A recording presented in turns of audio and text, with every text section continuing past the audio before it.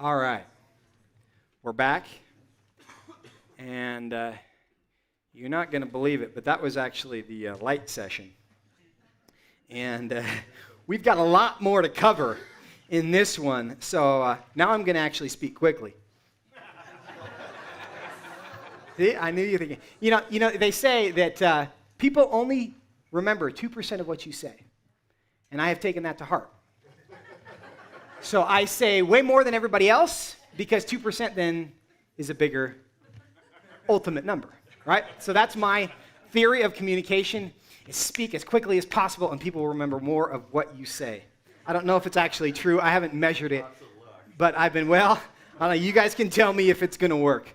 You can tell me if it's going to work. This one, we're going to talk about the SAFE Act. And I guess the title here is Sex Change for Kids, and that is kind of the legislative discussion that we're going to have a little bit toward the end. SAFE Act is model legislation that the Family Research Council drafted. The state of Arkansas was the first place to adopt it, and it is now being introduced in other places around the country. We just had a little summit on this legislation with legislators from 21 states 2 weeks ago, I believe, and we hope it will continue to gain momentum. But before we talk about the legislation, I'm going to lay some groundwork for this entire conversation that I hope is going to be helpful because there's so much confusion about this issue. Like, why are we even talking about this? And I think it's important background that I hope will be helpful for you if you end up having a conversation with somebody about this. And the question begins, why the confusion over gender identity? Where did this come from? Now, I don't know if you've ever seen this gender unicorn. There's versions of this. But basically, in the old school world, we used to believe that there were boys and girls and it was not that hard to tell the difference. Now there's all sorts of other categories. There's gender identity, which is how you think about yourself, gender expression, how you express yourself, hairstyles, things like that. There's sex assigned at birth, which is your anatomy. Then there's who you're physically attracted to or emotionally attracted to. We're not going to get into that. But there's all these different categories that they're trying to break us up into. Now, you've heard about the gender spectrum because they're doing war with the down with the binary because we don't like the idea that there's just boys and girls. At one point, we're talking about it basically like a faucet. You have a hot water faucet, you have a cold water faucet, but then you do a little each, and it's kind of warm or it's kind of cool, and there's all these temperatures between hot and cold. And, I've talked to parents whose kids come back from some camp, and they're like, well, I've decided that I'm 70% male and 30% female. And that's its own kind of thing, right? And that's the old world of androgyny, as this graphic suggests, lies somewhere in the middle. But this is now very much outdated, and now they kind of use what I refer to as more the gender blob. And you have the spectrum, you have male, female, and androgynous. And if you can imagine throwing darts at that, any place on that map is a different ratio of masculine, feminine, and androgynous, which means every point on that map is its own gender. Okay? That's how they view the concept of gender. And it really is just like turning knobs and dials. You like chemistry. It's like gender chemistry. Okay? Where are you on this map? And because there's a whole bunch of different points on that graph, that's how you get so many different kinds of genders. And these are just a handful of, and I'll read a couple of these to you just because it's so fun. Top left, and you probably can't read this, so you'll just have to listen. You have male, female, you have bigender, androgyne, neutrois, agender, genderless, intergender, demi-boy, demi-girl, third gender, genderqueer, non-binary, pangender, polygender, epicene, gender fluid, transgender, transgender alternative version, bigender, female and male, bigender, androgyne, and neutrois, bigender, third gender, and demi-boy, demi-agender with demi-girl, that's me, gender fluid, female and male, gender fluid, intergender, and neutrois, gender fluid, third gender, and demi-girl, gender fluid, androgyne, and female, agender version 1, agender version 2, agender version gender void, demi-agender with third gender, femme, butch, travesti, NB, and alia gender. But of course, this is a tiny sample of all the genders, okay? So, clear as mud now, right? Now, one thing to keep in mind, and I make fun of this a little bit, but I actually am trying to help us understand people who think differently about this. And this is kind of academically, you talk to somebody in the gender studies class who just comes out of 1 year of freshman gender studies, and they're going to be messed up. And this is kind of going to be where they're at, all right? And the concept of gender for them is this idea of it's performative. Gender, the idea of gender is performative because gender is not something that you are, it's something that you do. Because gender is performative. It's an expression, all right? Now, if you're confused by any of this, I think I might be able to help you gain some clarity about what they mean. Just like they've redefined racist, like what that word means, gender, they've done something similar here. When they say gender, if you insert the word personality, it will all start to make sense. Because really, what they mean by this infinite number of genders is that everybody's different, which is true. And Christians don't have to disagree with that. We are different people. Now, the line that we don't cross is the fact that not all men are the same and not all women are the same does not mean that men and women are the same, right? Those are separate categories, and within those categories, there are variations of people, and not every guy likes football, and not every woman loves to cook. But that doesn't mean they're not men, and doesn't mean they're not women. So that's the difference, and they are trying to break down this gender binary in general. Now, why are they trying to do this? What's the motivation? And again, we always want to assume the best about people's motives, because very few people are actually trying to do harm. They just do it on accident. But the FLASH curriculum, which I dealt with when I was in Washington State still, it's a sex ed curriculum. And I'm going to read part of this. This is the introduction to a curriculum that has all sorts of nastiness in it, but part of it is just getting rid of this whole boy-girl concept. But they tell you why in their in the rationale is what this says, if you could read that. And it says, the prevention of sexual violence is both a behavioral goal of FLASH in its own right and an important strategy for preventing teen pregnancies and STDs. And then at the bottom, they say there, undoing gender stereotypes is the foundation for FLASH's sexual violence prevention. And to make a very long story short, essentially they think there are all of these stereotypes of what it means to be masculine, stereotypes of what it means to be feminine. And the stereotypes of what it means to be masculine is that you're aggressive, you're sexually dominant, you're emotionless. And then what it means to be feminine is that you're passive and you're weak and sexually kind of, passive. And that dynamic, you have aggressive men and passive women, leads to all sorts of sexual violence. And that we need to break down those stereotypes of what it means to be stereotypically female and stereotypically male. And once you do that, then there's not going to be any more sexual violence. Okay? Now, again, there's a gospel answer to that because the stereotypes that they describe of masculinity are not biblical masculinity, and the stereotypes they describe of femininity are not biblical femininity, right? And so you can see that the assumptions that they make about what it means to be masculine and feminine is a recipe for a disaster. But once again, their prescription is problematic. But understand that from the architects of the whole system, their motives are not bad. They're trying to solve sexual violence problems, and sexual violence is a real problem in the world. They don't say anything about porn. In fact, they start pushing you there, right? But this is what their prescription is instead. If nobody thinks about being male or female in these ways, then everybody's going to get along. So that's their way of saying eliminating the gender binary is going to allow us to be safe. That's one of the motives that we're dealing with in this conversation. But it's not the only one. And there's another thing I want to talk about here that I'm going to go backwards, sorry. The history of identity. And this is a long story, and I'm hoping that I can pull this off in the time that we have. Because there's another component to this that's really important, and you've seen this happening. The way people think about who we are. What is the most important thing about us? And we touched on this in the last session. But all of us, imagine for yourself for a moment the good life. What do you picture? Where are you? Are you like this woman doing yoga by the sea? It's peaceful, it's tranquil. Everyone has a vision of the good life. There's a secular answer to this question.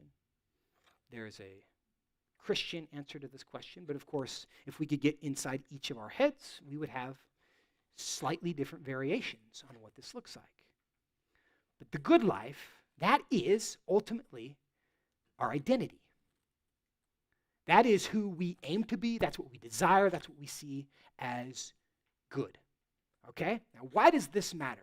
Because cultures create different myths, different pictures of what the good life is historically. And now we're going to run through the last 2,000 years of human history in about 45 seconds. Political man, Socrates and Aristotle, used to get their value. They used to identify, their identity was found in public life. What he contributed to the community is what gave someone value and identity and purpose and worth. Culturally, that was where they were at, but that wasn't always the case. Then you got religious man in the Dark Ages, where people's identity were found in their religious activities, their piety, their observances. We had centuries where, culturally speaking, the best thing that you could do was be religiously observant, seriously pious, seriously sacrificial. Vows of poverty were highly esteemed within the broader culture. That was their vision of the good life. Then, fast forward a few hundred years, economic man came into being. We have the Industrial Revolution, where our identity became found in our economic activity. What can we do? What can we produce? What can we create? What kind of wealth can we gather? Now, and of course, we're speaking in broad strokes, and there's individuals within each one of these cultures, but we talked about hegemonic power, and there's peer pressure in one direction or another within the culture, the things that we share in common, the things that we hold as good and true together, the things that we value. Now, this has changed in recent years, and we now have something, not religious man, economic man, or political man, we have psychological man. Psychological man is in charge right now. And psychological man, his identity is found in the inward quest for psychological happiness, where it's not about what you produce, it's not about what you do, it's certainly not in your religious observances. It's, do you have an inner sense of peace? Have you found psychological safety? Are you living as your authentic self? Do you have the freedom to live your truth? As the kids say, you do you, man. Because our identity is now found in who I sense myself to be, and that is taken very seriously, culturally speaking, which is how you end up with situations like this. They are living authentically. They have found a community of people to support them. They are doing them. They are not allowing social constructs to oppress them any longer. They are living authentically, and we ought all celebrate this, right? Because that is their truth. And psychological man, because the most important thing about us now is how we feel about ourselves inside. Nobody outside defines us. We define for ourselves who we are. And in this world where psychological man is in charge, allowing people to choose their own sex also provides happiness. Okay? And this is an underlying assertion of the entire sexual revolution. And we were dealing with it on the sexual ethics and marriage and homosexuality. And now that's, of course, metastasizing into all sorts of other things. That's even like old school now. But, so we combine the idea that allowing people to choose their own sex provides us happiness, and eliminating the gender binary is how we get rid of sexual assault and violence. And those combined values, ideas, are the foundation of the assertion that doesn't matter what age you are, We're going to let you live your truth. You're the only one who knows who you are. And the only way you can know that is because of how you feel. There's no authority above you to determine, that we could use to determine that your feelings are wrong. We're all good people. We want you to be happy. And you're the only one who knows how you can be happy. So we want you to be happy. Therefore, if you're an unhappy 9-year-old and you're pretty sure that despite your anatomy, you think you're a girl, or you're a pretty unhappy 15-year-old girl and you think you're a boy and you think that's going to make you happy, but of course, we've already established that male and female are fluid concepts. They're not fixed in anything in reality that we have to be concerned with. And now we know that we have a greater understanding of psychological man and where real identity comes from, and that comes from inside of us, not outside of us. We want everyone to be happy, so we're going to affirm this. That is the ethic and the moral framework from which we get this idea that, hey, and one of the plaintiffs in Arkansas, they passed the SAFE Act. It's been challenged. It's in court. One of the plaintiffs suing the state of Arkansas for the right to change their gender is 9 years old. 9 years old, saying, I want to be able to take all these hormones. I want to be able to eventually mutilate my body, stop the natural development of the body and puberty, so that I can be something, most of us in this room have probably had a 9-year-old. I've had 4, and Lord knows they know nothing about anything, right? I mean, truly. And for the adults to so vacate the premises that we would allow a 9-year-old to make that kind of a decision from which there is no turning back. I mean, you can try to come back, but once you've stopped puberty, you've made irreparable harm, even if at some point it kicks in again. Oh yeah, and that right. And we are about to get there. You're going to steal my thunder if I'm not careful. Okay, so, but that is the foundation of where this is coming from. And the reason I take the time to do that is because I think it's important to establish, and again, in all these conversations that we have, there are points of agreement. They want kids to be happy. And in my experience, because I've worked on a lot of these issues politically, and I've been at lots of events where transgender activists came in and tried to shut us down and yell and scream and chant and do the things that they do because they just don't like other people even talking who would agree with them. And in my experience, the people who are most aggressive, most militant on the other side are the ones who are the most hurt. And we know that hurt people, but the stories of these people's lives are genuinely tragic.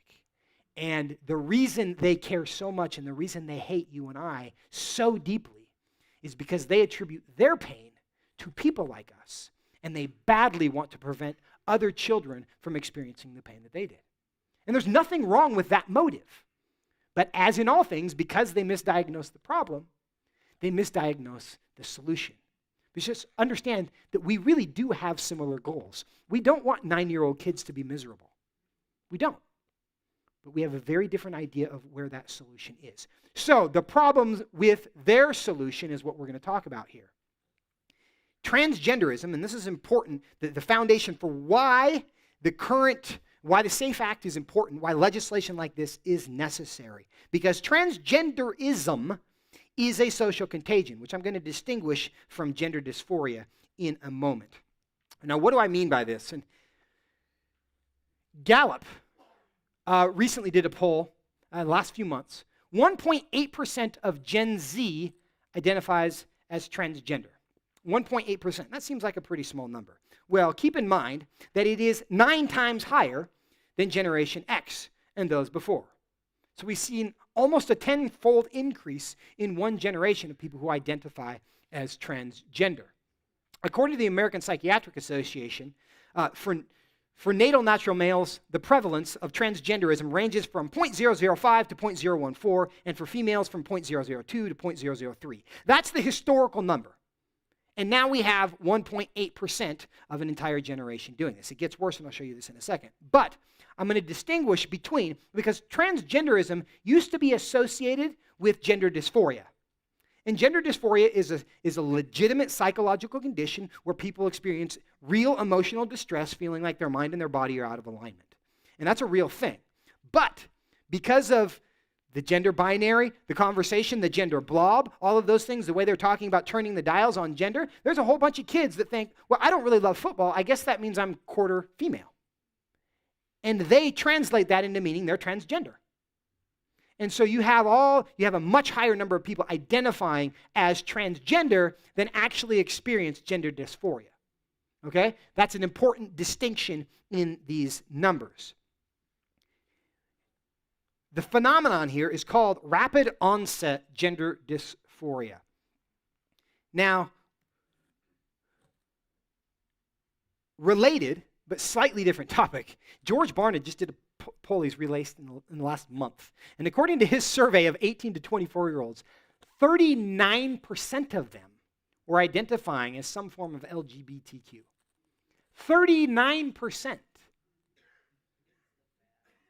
So, I mean, and that is, now, I frankly have a hard time believing this number. This is what his survey came up with. I'm not, but I do know, I have talked to lots of kids in high school who are like, yeah, that stuff's kind of normal now.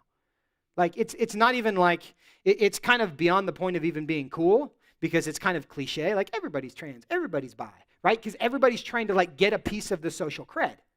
Because you can belong suddenly, because there was so much enthusiasm, there was so much, and there's so much, you can very quickly go from being a loner and an outsider to having a community of people the moment you change your identity. And of course, every kid craves that. But when you see these kind of numbers, which, you know, based on what things have been historically are just astronomical, you know that something is going on other than this is just a psychological condition. There's a lot of social stuff happening here, all right, as well. Abigail Schreier, who wrote a really good book called Irreversible. If you haven't read it on this subject, you should.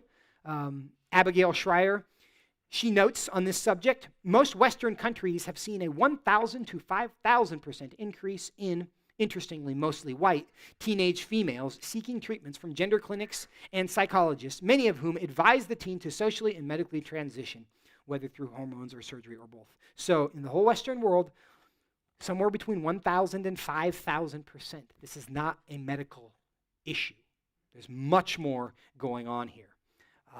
Brown University did a study and found, and I'll slow this down a little bit because we've got to track this. It said, of those who were transitioning, people identifying as transgender, more than 1/3 had friendship groups in which 50% or more of the youths began to identify as transgender in a similar time frame.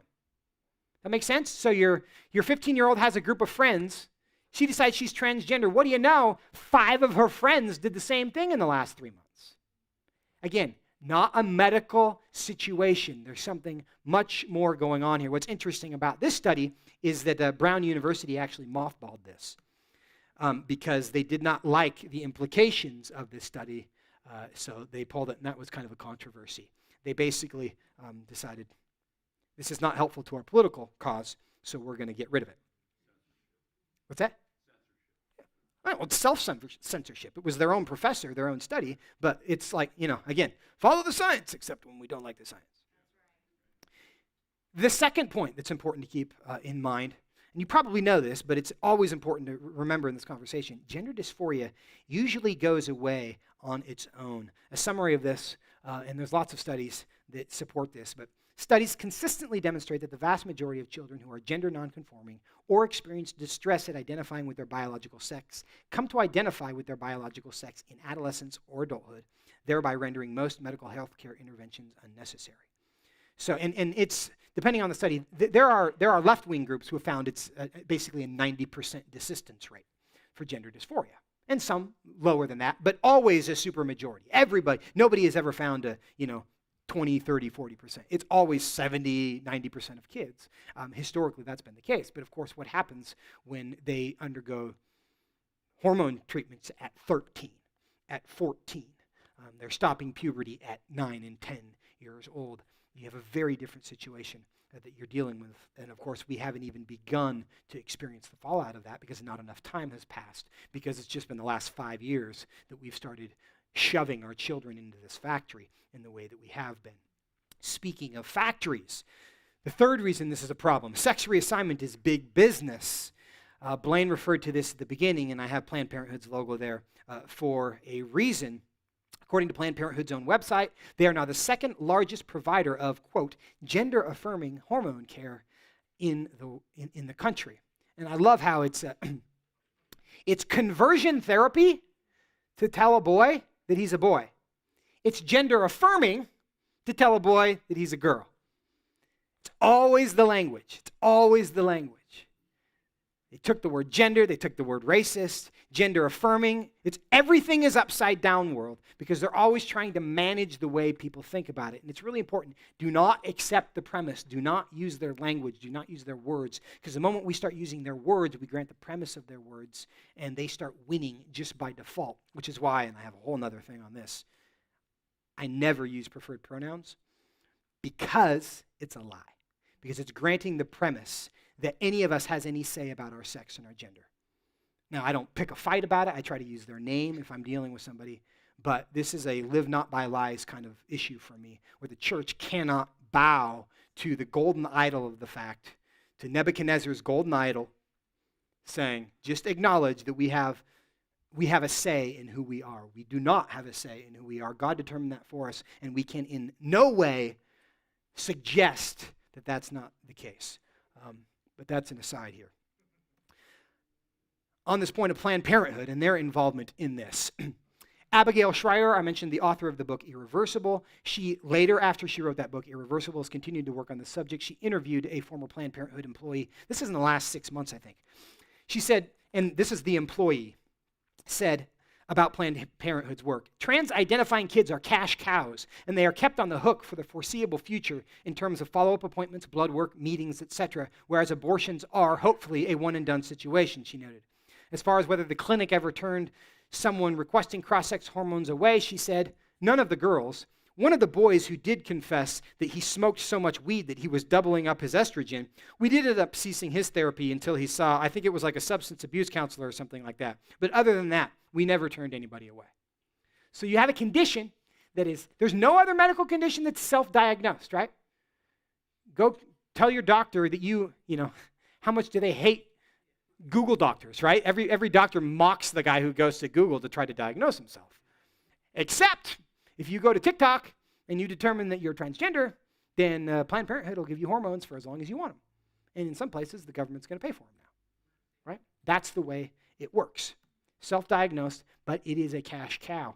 An excerpt that I didn't get in here is, I think it was in that same interview, she said that the Planned Parenthood manager who was in charge of dispensing the hormones at Planned Parenthood and determining whether somebody would receive them came to the Planned Parenthood job after being a manager at Wendy's. It's a previous job, moved from Wendy's to Planned Parenthood, where they were dispensing cross-sex hormones to children. Really patient-centered, Hippocratic oath kind of stuff, right? Okay. So these treatments that they're getting, check my time here, where are we at? These treatments are experimental. And that's an important part to remember.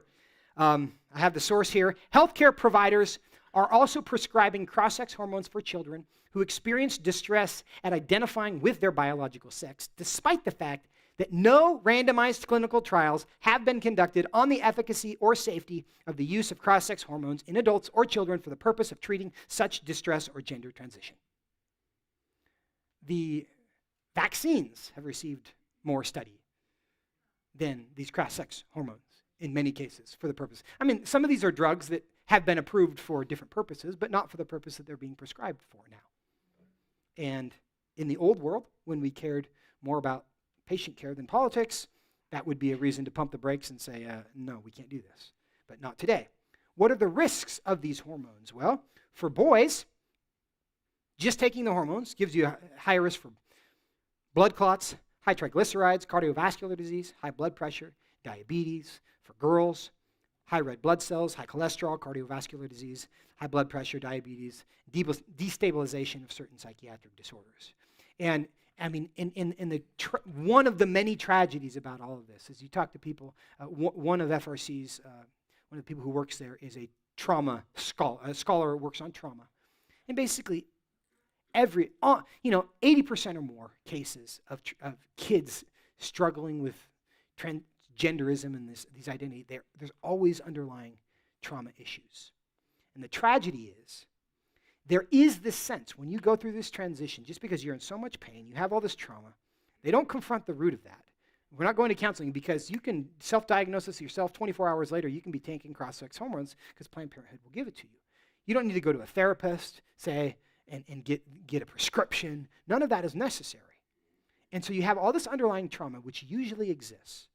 And when you get fed into this machine, there is a sense, because it's changed, it's different, there is a sense in many cases of like, suddenly I feel better. I have this new identity, things are different, people like me. But the problem that we see is years down the road. It's like, well, it's no longer cool. I no longer am getting the dopamine hit. All of my friends and family have adjusted to this. Like, it's no longer novel. It's no longer new. I just now have a mutilated body, and lo and behold, now that my soul has quieted again and everything is routine and normal and nothing is new and exciting anymore, I'm still left with me with a mutilated body and a bunch of unresolved issues that none of the adults in my life ever helped me work through. So it's all still there. And that's the long-term problem. And we haven't got there yet, again, because we haven't had enough time. But we are now throwing this surgical Band-Aid, doing irreversible harm, to temporarily assuage these deep, deep wounds that everybody's ignoring the existence of because it's not politically correct to say that there's any deep wounds there. Because we can't say there's anything wrong with them, remember? Because the problem's not inside of us, it's outside of us. The only reason these transgender kids aren't happy is because you judge them. And the moment you stop judging them, they're happy again. Of course, there's no truth to that, but that's the theory, which is why we can throw the surgical Band-Aid on top of this, pretend it's going to go away, but there is this massive flood of pain and agony and young adults who are going to look back and say, Mom, Dad, Grandma and Grandpa, teacher, doctor, where were you when I needed you? I was a kid, and you fed me to that system because all the adults involved get all these progressive brownie points for being so tolerant and accepting of all these kids who want to give into this fad. And the adults don't have the cojones to be the adults and face down the pressure. And the kids are the one who are going to deal with it. Which leads me to the fifth point.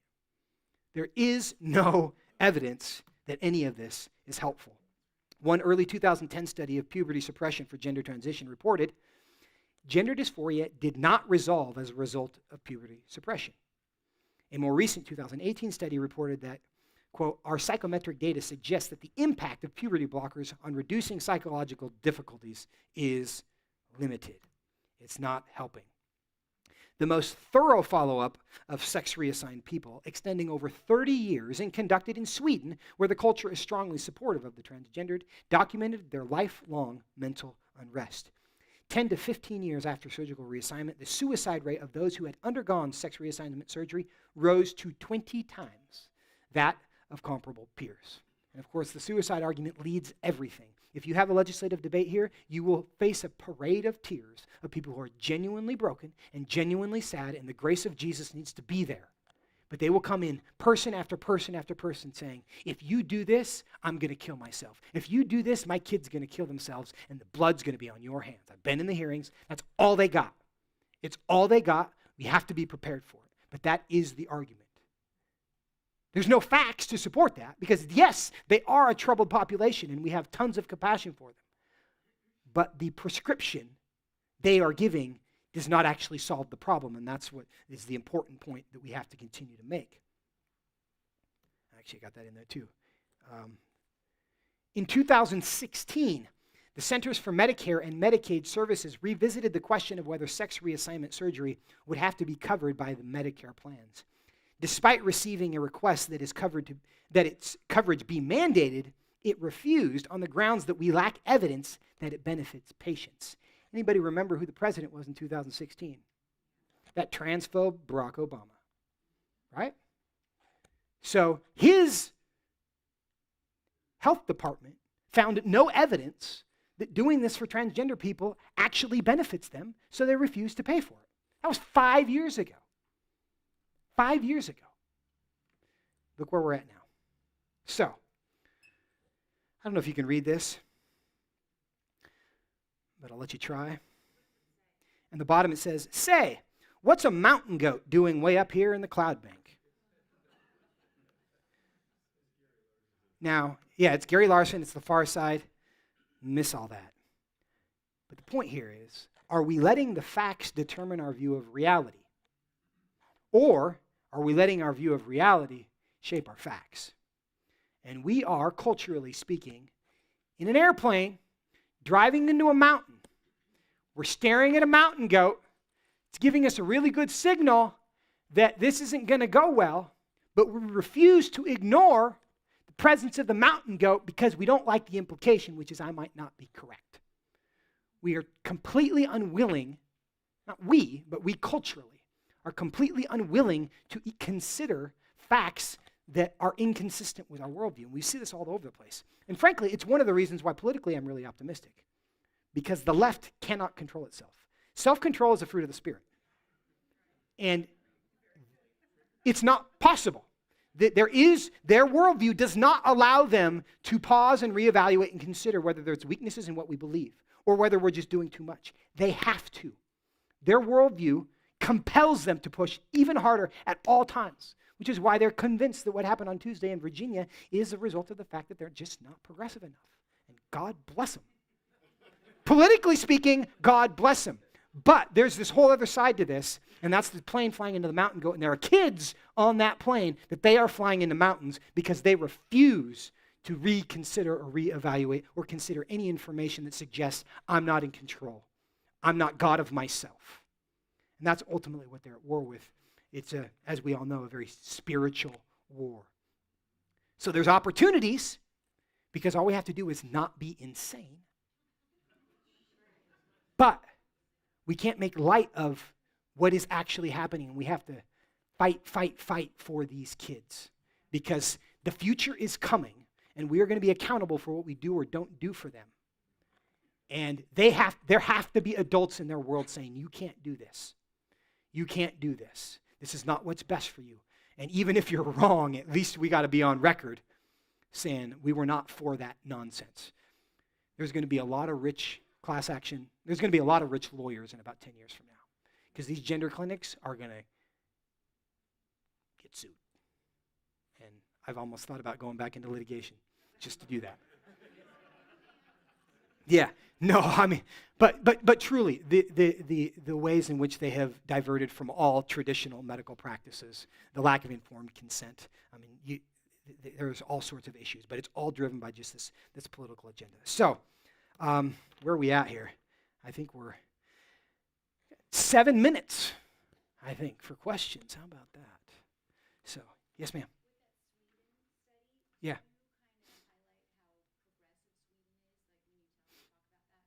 Sure. Right. Yeah. That's right. It is. Well, people who are willing to listen. Yeah, and yes, and it does. Oh, I'm sorry. I thought her question was about the Sweden study, which found that after 30 years, there's really no benefit there's no benefit from sex reassignment, and that the suicide rate of people who transition is still 20 times higher than the general population. And that was discovered in Sweden, which is not exactly a hard right culture, culturally conservative place. And they discovered that, and to their credit, they were willing to just acknowledge that. Although they acknowledged that this was a few years ago when it wasn't quite as intense, and we will throw you in the fiery furnace if you say something that we don't like. So who knows what they would do now? But at that point, that was true. So, yeah, right. Yeah, they don't have it out for transgender people. So, yes, sir. So, two questions. One, first, on suicides, I've seen transgender advocates say this a lot, but I haven't kind of looked through the history. It seems like the suicide rate for teens really had a double from the 60s with the fall of the family. Yeah. Much doubled from the 60s to the 90s, and then has been going up a little bit. And so it seems to me it's not dysphoria as much as the fall of the family. I'd like to get your point on that. And also, it's interesting in 2008, some very interesting things happened. That is, the iPhone came out, and Facebook, and all these things. And ever since then, the amount of girls have gone way above boys. And it just seems that there's some kind There's a huge connection between social media and teen depression and suicide. Absolutely. There may be some surrogate parenting going on. Not maybe. Yeah, no, I mean, your kids, average kid today, consumes between K through 12, they will consume 16,000 hours of media. They will also consume 16,000 hours in a classroom. If you go to public school and then you're just consuming normal media, that's 32,000 hours of basically humanist, pagan, like media, bringing it in. And if you go to church on Sunday morning, Sunday night, and Wednesday night, you get 2,400 hours in that same span. So what's going to win? Which is one reason, get your kid out of government schools. Yes. And you have to be very, very, very careful about what they are consuming. That's right. Very, very careful about what they are consuming, their access to phone. So there's many other things going on with the suicide rate. So yeah, there's other issues, but when you compare the transgender community to the general public, there's still a 20% higher rate than other people. It's still increasing, but it's still 20% higher. It's dramatically higher than the general public. So both are true. Any other questions? Maria? So on the SAFE Act for, you say it's model legislation in Alabama, is there a movement? Arkansas, it was passed. It was passed in Arkansas. Okay, so what's the national landscape on that? Well, there are other states that are going to introduce it. There are other states that have introduced it. It hasn't passed anywhere yet. And again, I was in a meeting 2 weeks ago with 21 legislators from 21 states, and I don't know, I couldn't tell you in every single state what the situation is, but there's ongoing conversations, and it's really important that Arkansas not be the only one. It be the first. We want it to be the first, but not the only. And so we need other people to follow their example and be courageous. Yes, ma'am. This specifically, the SAFE Act is on this subject, and one thing that Blaine and the Indiana Family Policy Center is going to do is introduce this legislation to prohibit it from happening for kids. That 13-year-olds should not be doing this. They just shouldn't be doing it. And that can be done legislatively. And Idaho and everyone else should do that. And so we should defend those kids, endure the scorn of the editorial pages that will mock us, and the people who will call us rubes and transphobes and all of those things, and let us be vindicated by history, because we will be. There is no chance that 50 years from now, everybody looks back on this and says, oh, that was brilliant. Look at all these happy kids who have had their mastectomies when they were 13 years old. It's just not going to happen. Yes, ma'am. Can you talk? It's not on anyway. Okay, I'll repeat. The mic? Can you talk a little bit You got about it. It's on. how the new left in the 60s was pushing for the sexual revolution and the progressiveness of having the breakdown of the family, first of all, breakdown of sexual mores, breakdown of the family, the weakening of the family involvement in the children, with the schools taking, the power away from the parents, and we're seeing that more and more today.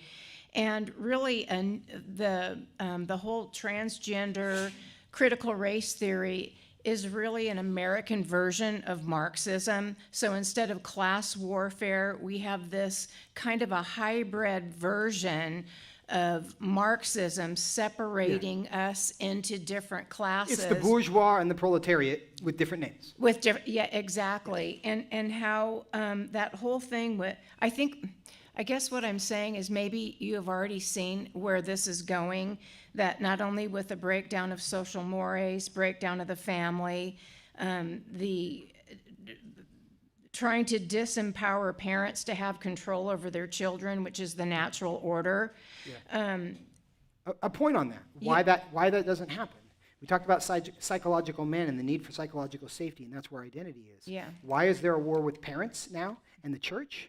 That's the Alamo, culturally speaking, because those are the two institutions they have not fully taken over. And the reason why we don't like parents, we don't like the church, is because those are places of formation, which is now seems, what used to be formation is a good thing. We're going to make you be good people. Now those are places of oppression.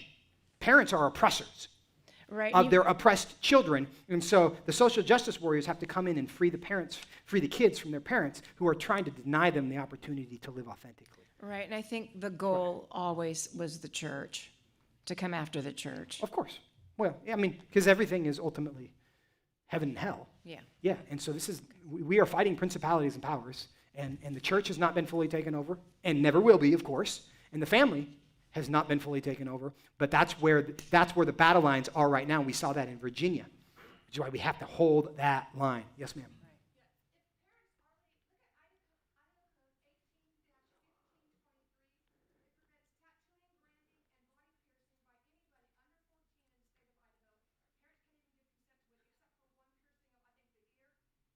Yeah. Yeah.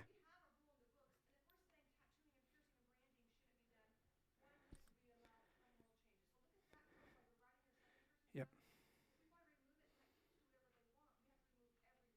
Yeah. Yeah. Yeah. In Washington State, a 16-year-old it's illegal under any circumstances to go to a sunbed. Yeah.